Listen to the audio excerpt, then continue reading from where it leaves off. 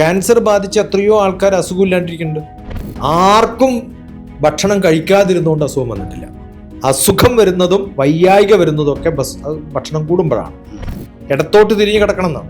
അങ്ങനെയുള്ള ഒരാൾക്ക് ബിഷഗ് കിം പ്രയോജനം. നിങ്ങൾക്ക് ഒരിക്കലും ഡോക്ടറെ കൊണ്ടൊരു പ്രയോജനം ഉണ്ടാവില്ല, ഒരിക്കലും അസുഖം വരില്ല. ഇടത്തേക്ക് തന്നെ കിടന്നു. നല്ല എയർ അല്ലെങ്കിൽ നല്ലോണം വലിച്ചു കയറ്റിയ അസുഖം കൂടും. കാരണം ഫിൽട്ടർ ചെയ്യാൻ സമയം കൊടുക്കുന്നില്ല. നാച്ചുറലി ആകുമ്പോൾ അത് നമ്മുടെ നോസ് ഫിൽട്ടർ ചെയ്യുന്നു. ഒരു നേരം കഴിക്കുന്നവന് യോഗിയും 2 നേരം കഴിക്കുന്നവൻ ഏകഭുക്തം മഹായോഗി, ദ്വിഭുക്തം മഹാഭോഗി, ത്രിഭുക്തം മഹാരോഗി, ചതുർഭുക്തം മഹാദ്രോഹി എന്നാണ്. അത് കഴിഞ്ഞിട്ടുള്ളവരും അവൻ 5 നേരം കഴിക്കുന്നു. അങ്ങനെ മൃഗത്തെ കുറിച്ച് പറയാറില്ല. ഈ ശ്ലോകത്തിലൊക്കെ മൃഗത്തെ കുറിച്ചല്ല പറയുന്നത്, മനുഷ്യന്മാരെ കുറിച്ച്. ചുറ്റുമുള്ളൊരു 100 പേരെടുക്കാം, അല്ലെങ്കിൽ 10 പേരെടുക്കാം. ദുഃഖമായിരുന്ന് ആൾക്കാരുമായിട്ട് മിക്സ് ചെയ്യാതെ, സോഷ്യലൈസ് ചെയ്യാതെ ഗ്ലൂമി ആയിരിക്കുന്നവരൊക്കെ ഏറ്റവും വലിയ അസുഖം ഉണ്ടാവും. ഹോസ്പിറ്റൽസ് ഉണ്ടാവുമ്പോഴാണ്, കൂടുതൽ ഉണ്ടാവുമ്പോഴാണ് രോഗികൾ കൂടുതൽ. അമേരിക്കയിൽ രോഗികൾക്ക് കുറവാണ്.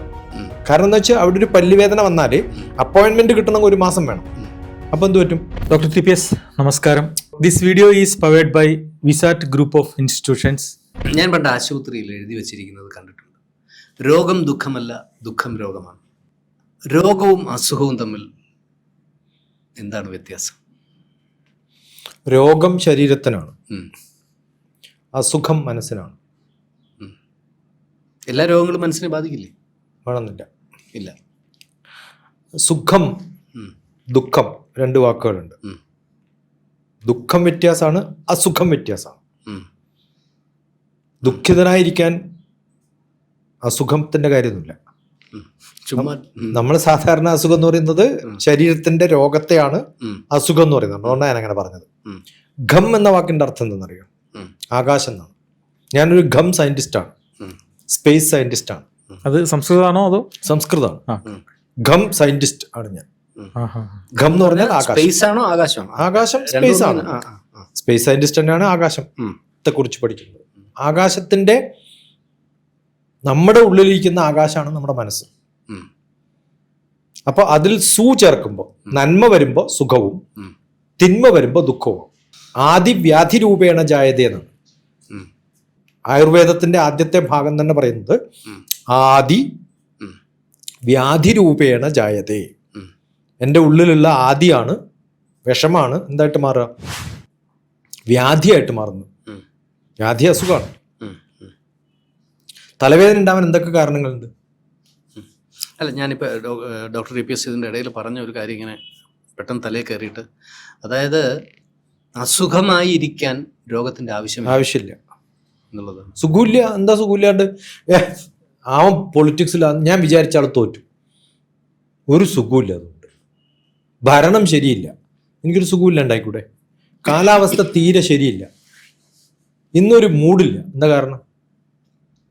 തെളിച്ചില്ല, വെളിച്ചം വന്നില്ല, അല്ലാത്ത മഴ, ഒരു സുഖമില്ലപ്പാ. നമ്മൾ പറയാറില്ലേ, ഇതൊക്കെ അസുഖമാണ്. ഇതൊക്കെ എനിക്ക് ശാരീരികമായിട്ട് വല്ല പ്രശ്നമുള്ളതുകൊണ്ടാണ്. ഒരു പ്രശ്നമില്ല. എന്നാൽ വലിയ രോഗികൾ സന്തോഷത്തിലിരിക്കുന്നു. അയൽവാസികളുടെ പ്രശ്നം എൻ്റെ പ്രശ്നമായിട്ട് മാറും. പുറത്ത് ലഹള നടക്കണു, നമുക്ക് ആദി വരും, അസിഡിറ്റി വരും, വലിയ പ്രശ്നങ്ങളുണ്ടാകും. തലവേദന വരും. തലവേദനക്ക് എന്താ കാരണം? ആരെങ്കിലും വഴക്ക് പറഞ്ഞാലും തലവേദന വരും. ഭക്ഷണം അധികം കഴിച്ചാലും തലവേദന വരും. വിശന്നാലും തലവേദന വരും. അസിഡിറ്റി ഉണ്ടാവുന്നത്, തലവേദന വരുന്നതും ഒക്കെ വയറിന്റെ പ്രശ്നങ്ങളാണ്. പലപ്പോൾ മൈഗ്രെയിൻ ഹെഡേക്ക് വരാൻ പോകുന്നുണ്ടെന്ന് എനിക്ക് നേരത്തെ അറിയാം. പക്ഷെ ഈ ഒരു കാര്യം എന്ന് വെച്ച് കഴിഞ്ഞാൽ ഇതുമായിട്ട് ബന്ധപ്പെട്ട് ഈ മാനസിക രോഗം എന്നല്ലേ പറയാ? മാനസിക അസുഖം എന്ന് പറയാറില്ലല്ലോ. മനസ്സിനുണ്ടാവുന്ന രോഗം മാനസിക രോഗമാണ്. അതുകൊണ്ടാണ് ഈ അസുഖാവസ്ഥ രോഗാവസ്ഥയിലേക്ക്. പക്ഷെ ക്യാൻസർ എന്ന് പറയുന്നത് നമ്മുടെ സെല്ലുകളെ ബാധിക്കുമ്പോൾ അത് രോഗമാണ്. ക്യാൻസർ രോഗമാണ്. ഓക്കെ, ക്യാൻസർ ബാധിച്ച എത്രയോ ആൾക്കാർ അസുഖമില്ലാണ്ടിരിക്കുന്നുണ്ട്. എനിക്കെന്താ പ്രശ്നം?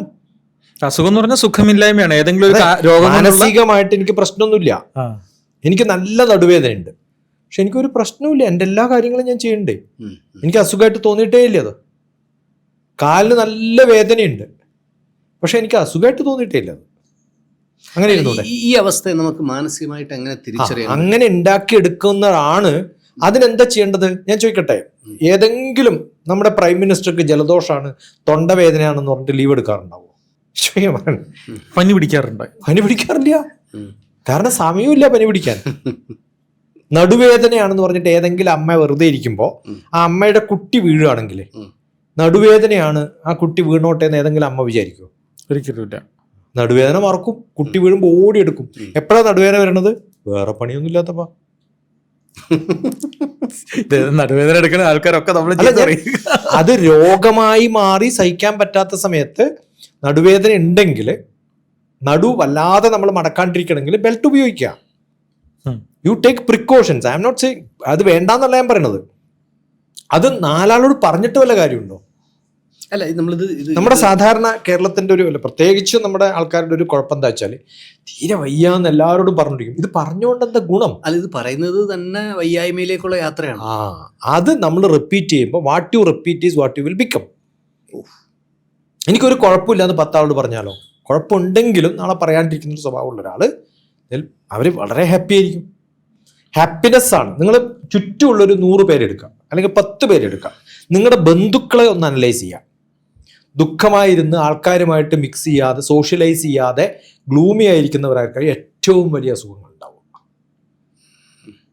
ഓക്കെ, ശരീരത്തിന് വയ്യാതെ വരുമ്പോൾ ശരീര മനസ്സോ യോഗ പരസ്പരം അനുവ്രജേത് ആധാര ആധേയ ഭാവേന തപ്താജ്യ ഘടയോരിവ.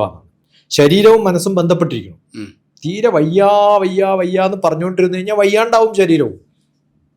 ശരീരം ഇത് സ്ഥിരമായിട്ട് കേൾക്കല്ലേ. ബയോ ഫീഡ്ബാക്ക് എന്ന് പറഞ്ഞൊരു പരിപാടിയുണ്ട്. എൻ്റെ ശരീരം തന്നെ അറിയും എനിക്ക് വയ്യ എന്ന് പറഞ്ഞുകൊണ്ടിരിക്കുന്നു. ചില ആൾക്ക് വലിയ പ്രശ്നം ഉണ്ടെന്ന് അറിയോ? വല്ലാത്ത ഇവിടെ വേദന, കഴുത്തനക്കാൻ പറ്റുന്നില്ല. നിങ്ങൾ ഡോക്ടറെ അടുത്ത് പോയിട്ട് അയാൾ കംപ്ലീറ്റ് ചെക്കപ്പ് ഒക്കെ ചെയ്ത് പാരാമീറ്റേഴ്സ് ഒക്കെ നോക്കിയിട്ട് എല്ലാം പെർഫെക്റ്റ് ആണ് എന്ന് പറഞ്ഞു വിടുമ്പോൾ മാറിയിട്ടോ, ഒരു ചികിത്സയും വേണ്ട. ഇനി അതിന് പകരം അയാൾ നിങ്ങൾക്ക് നല്ല ബിലീഫുള്ളൊരു ഡോക്ടർ ഒരു ടാബ്ലറ്റ് കൊടുത്തിട്ട് ഇതെല്ലാ ദിവസവും, എത്രയോ സൈക്കോളജിക്കൽ എക്സ്പെരിമെന്റ് അങ്ങനെ നടന്നിട്ടുണ്ടെന്നറിയോ? അതൊക്കെ കഴിഞ്ഞ് നോക്കുമ്പോഴത്തേക്കും ഇവർ പറയും നമ്മൾ കൊടുത്ത ഒന്നുമല്ല, വെറും ഗോതമ്പിന്റെ ഉണ്ട ഗുളിക രൂപത്തിലാക്കി കൊടുത്താലും അസുഖം മാറും. ആ കാര്യം പറഞ്ഞാൽ തീർന്നു. ഇതായിരിക്കും ഉസ്താദന്മാരൊക്കെ തുപ്പി കൊടുക്കുന്നത് പോലും വെള്ളം കുടിച്ച് അസുഖം മാറുന്നു എന്ന് പറയുന്നതിന്റെ കാരണം. കണ്ണില് വല്ലാണ്ട് ഇച്ചിങ് ആണെന്ന് പറയും. പണ്ടത്തൊക്കെ നമ്മൾ റിനോളിൽ എന്ന് പറഞ്ഞിട്ടൊരു ക്ലീനിങ് സൊല്യൂഷൻ ഉണ്ട്. അത് സ്ഥിരമായിട്ട് ഇട്ടിച്ചിട്ട് കണ്ണിന് ഒരു കുഴപ്പമില്ല, അയാൾക്ക് എല്ലാം മാറി. കാരണം ആ ഡോക്ടറോടുള്ളൊരു ഫെയ്ത്താണ്. ആ ഡോക്ടർ കൊടുത്താൽ സംഭവം റെഡിയായി. ഇത് മനസ്സിൽ വെച്ചിട്ടുള്ള കുറേ ആൾക്കാരുണ്ട്. അപ്പൊ നമ്മൾ പലപ്പോഴും അസുഖം ഉണ്ടായിട്ടല്ല നമുക്ക് പ്രശ്നം, രോഗം ഉണ്ടായിട്ടല്ല പ്രശ്നം. ഇതൊക്കെ നമ്മൾ ഏറ്റെടുക്കുന്നതുകൊണ്ടാണ്. ഏറ്റെടുക്കാണ്ടിരുന്നാൽ മതി. അല്ല, അതിനെ എങ്ങനെ നമുക്ക് ഇപ്പൊ സ്വാഭാവികമായിട്ട് ഇപ്പം പലരും, എനിക്ക് തോന്നുന്നു, രോഗികളെക്കാൾ കൂടുതൽ അസുഖമുള്ളവരാണ് നമ്മൾ. ഇപ്പം ഈ കാലഘട്ടത്തിൽ ഏറ്റവും വലിയ പാൻഡമിക്കാണ് ഡിപ്രഷൻ എന്ന് കേട്ടിട്ടുണ്ട്. ഇതെന്താണ്? ഈ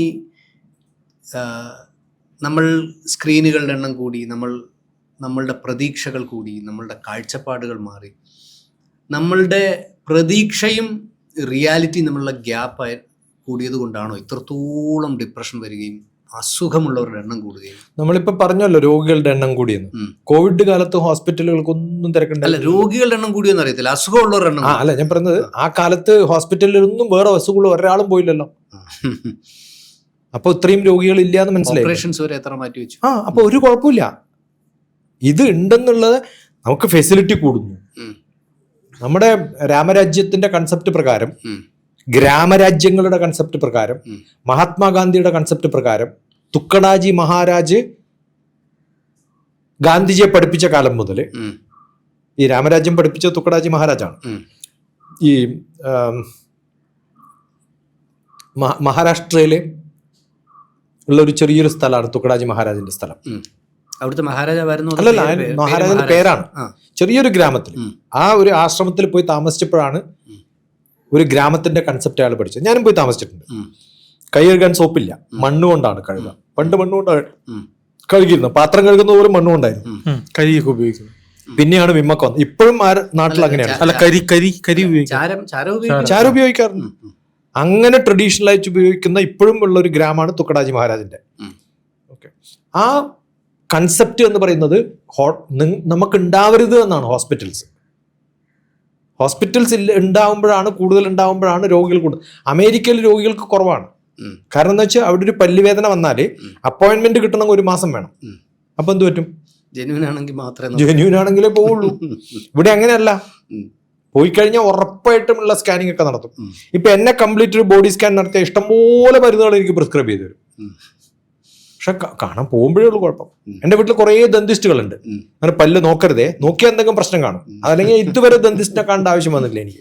പക്ഷെ നോക്കിയാൽ ഉറപ്പായിട്ടും അവരെന്തെങ്കിലും കണ്ടുപിടിക്കും. ഞാൻ അതുകൊണ്ട് രോഗമുള്ളവര് ചെയ്യണ്ടെന്നല്ല ഞാൻ പറയുന്നത്.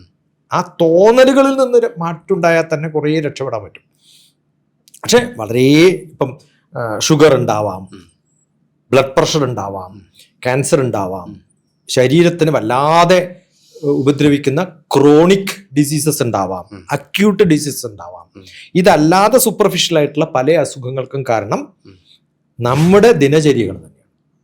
ഇപ്പം വളരെ സുലഭമായിട്ട് യോഗ പ്രാക്ടീസ് ഇത്രയൊക്കെ ഉണ്ടായിട്ട് എന്റെ അസുഖം കുറയാണ്ട് കൂടുന്നത് എന്താ കാരണം? ഇത് തന്നെയാണ് മാനസിക. ഒന്നെന്താ വെച്ചാൽ നമ്മൾ ബ്രീത്തിങ് ടെക്നിക്കുകൾ പഠിക്കുമ്പോൾ ഓക്സിജൻ നല്ലപോലെ ഉള്ളിലേക്ക് എടുക്കാൻ വേണ്ടിയിട്ട് നല്ലപോലെ ബ്രീത്ത് ചെയ്യുന്നു. നമ്മൾ ഫ്ലോ കൂടുന്ന സമയത്ത് ഫിൽറ്ററിങ് കുറയും, നോസിൽ ഫിൽറ്ററിങ് കുറയണം. കാരണം ഫോഴ്സ്ഫുള്ളി നമ്മൾ വല്ലാണ്ട് വലിക്കല്ലേ ചെയ്യണം. ആ വലിക്കുന്ന സമയത്ത് പ്രാണായാമ എന്ന് പറഞ്ഞാൽ വലിയാണ്, നല്ലോണം നീട്ടി വലിക്കുകയാണ്. യാമം എന്ന് പറഞ്ഞാൽ ഡിസ്റ്റൻസ് ആണ്. പ്രാണനെ ഡിസ്റ്റൻസ് ചെയ്യുന്നതിനെയാണ് പ്രാണായാമം. നല്ല എയർ അല്ലെങ്കിൽ നല്ലോണം വലിച്ചു കയറ്റിയ അസുഖം കൂടും. കാരണം ഫിൽട്ടർ ചെയ്യാൻ സമയം കൊടുക്കുന്നില്ല. നാച്ചുറലി ആകുമ്പോൾ അത് നമ്മുടെ നോസ് ഫിൽട്ടർ ചെയ്യുന്നു. പ്രാണായാമേന യുക്തേന നന്നായിട്ട് ചെയ്താൽ പ്രാണായാമേന യുക്തേന സർവരോഗ സമാരഹ, എല്ലാ അസുഖങ്ങളും മാറും. അയുക്താഭ്യാസ യോഗേന സർവരോഗ സമുദ്ഭവ. തെറ്റായിട്ട് ചെയ്ത എല്ലാ അസുഖം വരാനും പ്രാണൻ മാത്രം മതി. എന്നുവെച്ചാൽ ശ്വാസക്രമം മാറിയാൽ തന്നെ അസുഖം മാറും.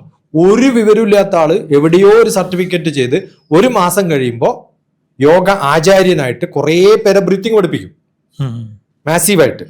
എന്റെ ബ്രീത്തിങ് റേറ്റും നിങ്ങളുടെ ബ്രീത്തിങ് റേറ്റും ഒക്കെ വ്യത്യാസമുണ്ട്. നമ്മളിപ്പോൾ എല്ലാവരും ഒരേപോലെ ഭക്ഷണം കഴിക്കണം എന്നുകൊണ്ട് കഴിക്കാൻ പറ്റുമോ?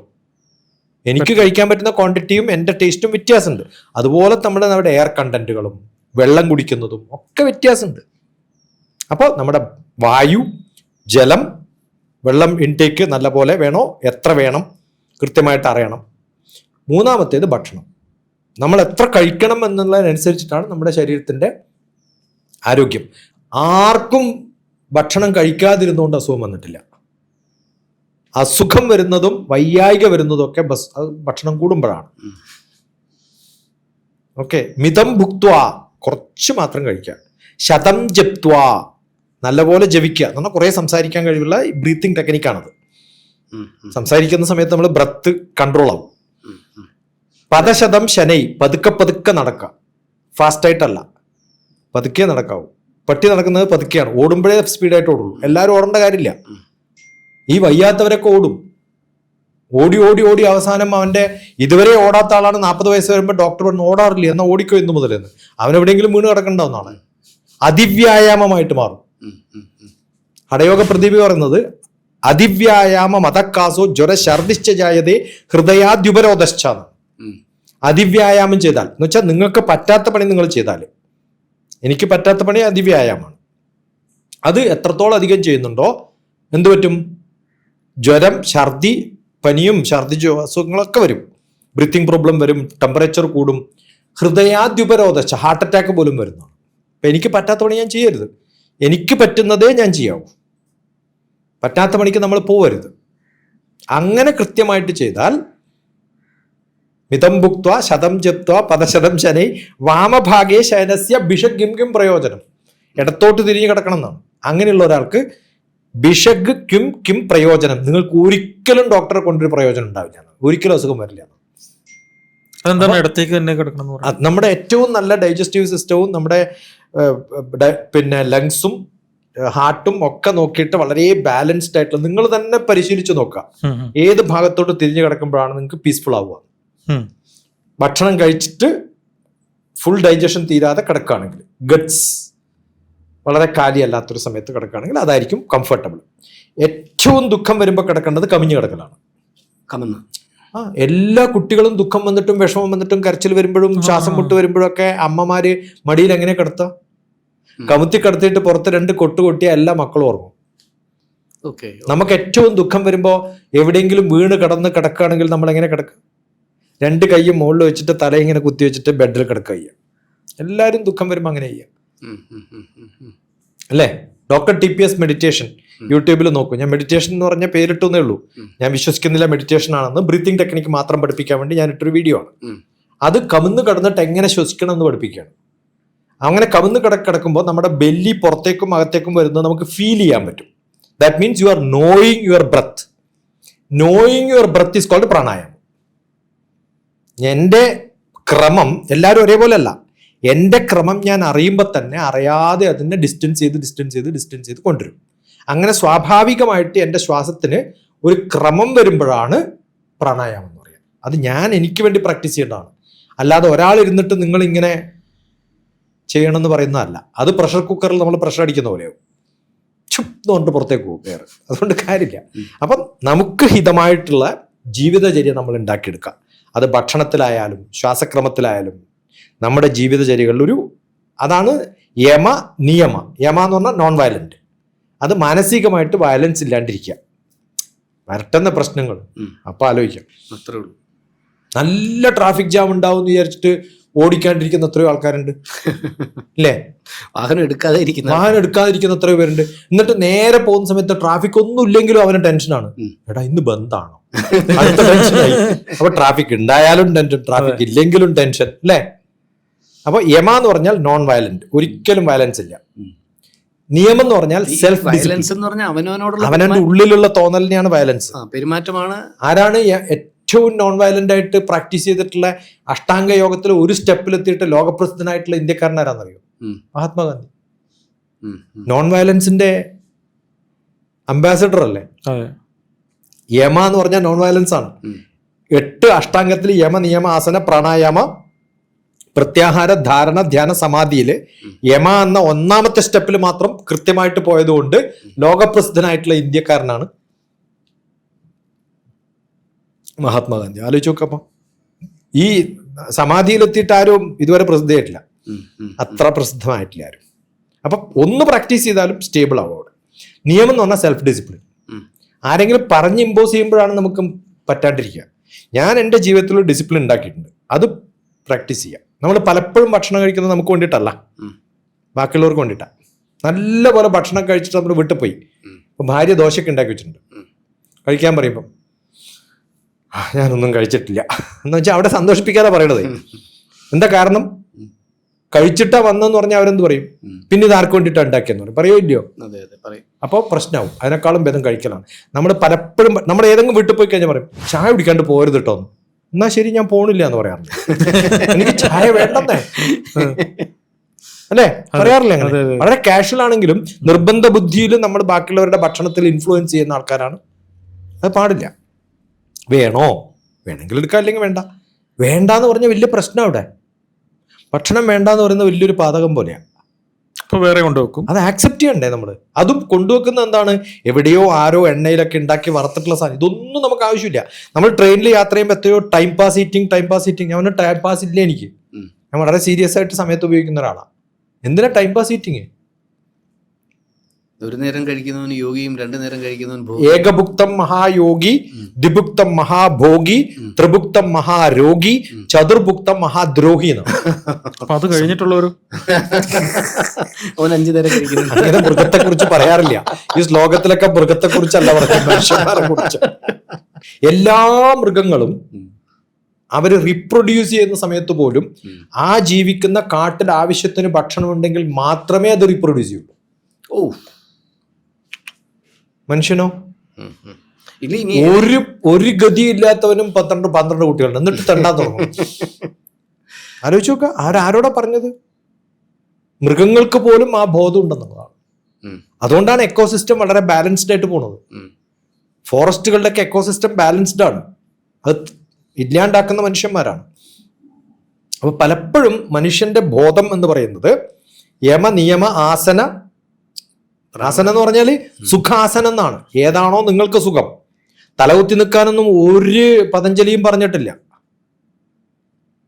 അതൊക്കെ പിന്നെ കൂട്ടിച്ചേർത്തിട്ടുള്ള സംഭവങ്ങളാണ്. അയ്യങ്കാരുടെ പരിപാടിയാണ് അതൊക്കെ.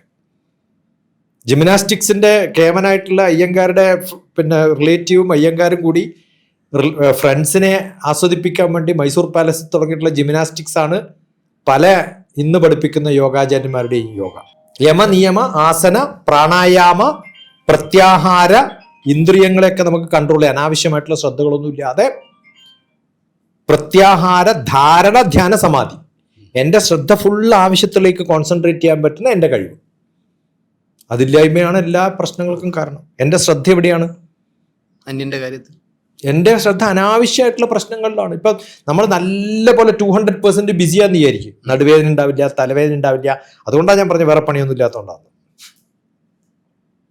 മനസ്സിലായോ? മിക്കവാറും ഡിപ്രഷനാണ് ചോദിച്ചു വന്നത്. അവരുടെയൊക്കെ കാര്യം ചോദിച്ചാൽ ദിനചര്യ ഇല്ല, കൃത്യമായിട്ടുള്ള ഒരു ഊണില്ല, ഉറക്കില്ല. അതൊക്കെ ഉണ്ടാക്കിയെടുക്കാൻ നല്ല ജോലി വേണം. ജോലിയില്ല, വരുമാനം വേറെ എവിടെ നിന്നെങ്കിലും വരുന്നുണ്ടാവും, എന്താ ചെയ്യേണ്ടതെന്ന് അറിയില്ല. ആ അറിവില്ലായ്മയിൽ നിന്നുണ്ടാവുന്നതാണ്. അവർക്ക് പ്രോപ്പർ ഡയറക്ഷൻ. ഇനി പലർക്കും ഉള്ളൊരു പ്രശ്നം എന്താ അറിയോ? ഇതൊക്കെ നോക്കുമ്പോൾ ഉടനെ തന്നെ ജാതകം നോക്കും, എന്നിട്ട് പറയും കാളസർപ്പ യോഗമാണ്, നിങ്ങൾ ഇന്നെടുത്ത് പോയിട്ട് ഇന്ന പൂജ ചെയ്യണമെന്ന്. അവൻ യാത്ര ചെയ്യാണ്ട് അസുഖമായിട്ടിരിക്കുന്നവനാണ്. അത്രയും ദൂരം പോയിട്ട് ആ ക്യൂല് നിന്നിട്ട് പൂജയൊക്കെ ചെയ്തിട്ട് എന്നിട്ട് നിങ്ങൾ അവിടെ പോയപ്പോഴോ എന്താ തിരക്കെന്നറിയോ ഗുരുവായൂര്. ഓ, നിങ്ങൾ തിരക്കാനാണോ പോയത് ഭഗവാനെ കാണാനോ? അവിടെ പോകുമ്പോഴും പോകുന്നത് എന്തിനു വേണ്ടിയിട്ടാ? ഭഗവാനെ കാണാനാ. കാണുന്നത് എന്താണ്? തിരക്കാണ്. അപ്പൊ അവന്റെ ശ്രദ്ധ ഭഗവാനിലല്ല, തിരക്കില. മനസ്സിലാകണ്ടോ പറയുന്നത്? അവിടെയും അയാൾക്ക് പ്രശ്നങ്ങൾ മാത്രമേ ഉള്ളൂ. അപ്പൊ നിങ്ങൾ എവിടെ പോയാലും പ്രശ്നം കാണുന്ന ഒരാൾക്ക് അവിടെ പോയിട്ട് വല്ല കാര്യമുണ്ടോ? സൊല്യൂഷൻ അല്ല കാണാം, പ്രശ്നങ്ങളാ കാണാം. പ്രശ്നങ്ങൾക്ക് പകരം സൊല്യൂഷൻസ് കാണുകയാണെങ്കിൽ, ഇനി ഭഗവാന്റെ അടുത്ത് പോയാലും ഒരു ഭഗവാനെ വിശ്വാസമില്ല, പല ഭഗവാന്മാരുടെ അടുത്തും പോയിട്ടാണ് പോകുന്നത്. ഒരു ഗുരുവിനെ വിശ്വാസമില്ല, കുറേ ഗുരുക്കന്മാരുടെ അടുത്ത് പോകും. ഒരാളെങ്കിലും നമ്മൾ കൃത്യമായിട്ട് പഠിക്കുകയും അറിയുകയും ഇയാൾക്ക് വിവരമുണ്ടെന്നാൽ ഇയാളുടെ കൂടെ കുറച്ച് കാലം ഇരിക്കാം. അതില്ല. മാർക്കറ്റിങ്ങിനനുസരിച്ച് പല വിദ്യകളും പഠിച്ച് പല സംഭവങ്ങളും പഠിച്ച് ഈ ഒരു കൺഫ്യൂസ്ഡ് ലോകത്താണ് നമ്മൾ പലരും ജീവിക്കുന്നത്. പ്രോപ്പർ ഡയറക്ഷൻ ഇല്ല, പ്രോപ്പറായിട്ടുള്ള വിദ്യകളില്ല, അഡ്വർടൈസ്മെന്റ്സിന്റെ പിന്നിലാണ് പോകുന്നത്. പലതും ആവശ്യമനുസരിച്ചിട്ടല്ലല്ലോ നമ്മൾ മാർക്കറ്റ് ചെയ്യപ്പെടുന്ന സംഭവങ്ങളൊക്കെ നമ്മൾ ആക്സെപ്റ്റ് ചെയ്യണം. റിയാലിറ്റിയിലും പുറത്തുമുള്ളതിനേക്കാൾ വലിയ ലോകം തലക്കകത്ത്. രമണ മഹർഷി കൃത്യമായിട്ട് പറഞ്ഞത്, മനസ്സിനെ ലയിപ്പിച്ചു കഴിഞ്ഞാൽ ലീയതേ മന പ്രാണബന്ധനാത്, മനസ്സിനെ പ്രാണബന്ധനാത്, നമ്മുടെ പ്രാണായാമം ചെയ്ത് മനസ്സിനെ ബന്ധിപ്പിച്ചാൽ മനസ്സ് ലയിച്ചില്ലാണ്ടായി നല്ല സുഖാവസ്ഥയിൽ വരുന്നു. അടുത്ത ലൈൻ എന്താ അറിയോ? ജാലപക്ഷിവത് ദീനരോധനം. ഒരു പക്ഷിയെ കൂട്ടിലിട്ടിരിക്കുന്നത് പോലെ പല യോഗി ആശ്രമത്തിലെ ആൾക്കാരുമാണ്. അവിടുന്ന് പുറത്തു വന്ന ഉടനെ പക്ഷിയെ തുറന്നു വിട്ട പോലെ പഴയ അവസ്ഥയിലേക്ക് പോകും. ഈ പ്രാണബന്ധനം അല്ലെങ്കിൽ മനസ്സിന്റെ ബന്ധനം എന്ന് പറയുന്നത് അവിടെ ഇരിക്കുമ്പോൾ നല്ല മനുഷ്യനാവണം എന്നൊക്കെയുള്ള സത്സംഗമൊക്കെ കഴിഞ്ഞു. അത് കഴിഞ്ഞ് നേരെ പാർക്കിങ്ങിൽ എത്തുമ്പോഴാണ് അടുത്ത ആ പാർക്ക് ചെയ്തവനെ പറ്റി അട്ടിപ്പെട്ടി ലഹളയൊക്കെ ആവുന്ന ആൾക്ക്. അതിന് പോലും ഒരു സോഫ്റ്റ്നെസ് ഇല്ലാത്ത മനുഷ്യൻ എത്ര സത്സംഗം ചെയ്തിട്ട് എന്താ കാര്യം? നമ്മൾ കർമ്മത്തെക്കുറിച്ചൊക്കെ പഠിച്ചിട്ട് എൻ്റെ ആവശ്യത്തിന് എൻ്റെ ഇഡ്ഡലി ഉണ്ടാക്കാൻ കർമ്മമല്ല പറഞ്ഞിരിക്കുന്നത്. അത് ബാക്കിയുള്ളവർക്ക് ജനത്തിന് ആവശ്യമായിട്ടുള്ള കർമ്മങ്ങൾ ചെയ്യാനാണെന്ന് മനസ്സിലാവാതെ ഭഗവത്ഗീത നിങ്ങൾ 1000 പ്രാവശ്യം വായിച്ചിട്ട് എന്താ കാര്യം? ഇതൊക്കെ ലേൺ ബൈ ഹാർട്ടായിട്ട് കാര്യമൊന്നുമില്ല. അത് പ്രാവർത്തികമാക്കാനുള്ള കഴിവുകൾ ഉണ്ടാക്കിയെടുക്കുന്ന അറിവുകൾ നേടുന്ന സ്ഥലത്തെത്തുമ്പോഴാണ് പ്രാക്ടിക്കലായിട്ട് അറിയുമ്പോൾ നമ്മുടെ റിലീജിയസ് പ്രാക്ടീസ്. അപ്പം ഞാൻ ആദ്യം പറഞ്ഞത് ഭക്ഷണം, മനസ്സിൻ്റെ അവസ്ഥ, പിന്നെ റിലീജിയസ് പ്രാക്ടീസസ്, ഇങ്ങനെ പല വഴികളിലൂടെയും മനസ്സിനെ നമുക്ക് നന്നാക്കാൻ പറ്റും. പക്ഷെ അത് അറിയുന്നിടത്ത് അറിയുന്നത് പോലെ വേണ്ടതുപോലെ പ്രാക്ടീസ് ചെയ്യുന്ന ആളത്ത് പഠിച്ചിട്ട് ആചാര്യന്മാരുടെ അടുത്ത് പോകണം. പക്ഷെ 3 മാസത്തെ സർട്ടിഫിക്കറ്റ് കോഴ്സ് അല്ല ആചാര്യനാക്കാൻ പറ്റില്ല. ഒരു ജീവിതം തന്നെ അങ്ങനെ ആവണം. അസുഖമല്ല രോഗം, രോഗമല്ല അസുഖം. രോഗം ചികിത്സിച്ച് ഭേദമാക്കാം, അസുഖം ചിന്തിച്ച് ഭേദമാക്കാം. ചിന്തിക്കാതെ ഇരുന്നാലും ഭേദമാവും. ചിന്തിക്കുന്നത് തന്നെ ഒരു അസുഖമാണ്. എന്നാൽ ചിന്തയിലൂടെ അസുഖമില്ലാതെയുമാക്കാം. This video is powered by Vsat group of institutions, engineering arts and science college, Ernakulam. നമസ്കാരം. TPS നമസ്കാരം.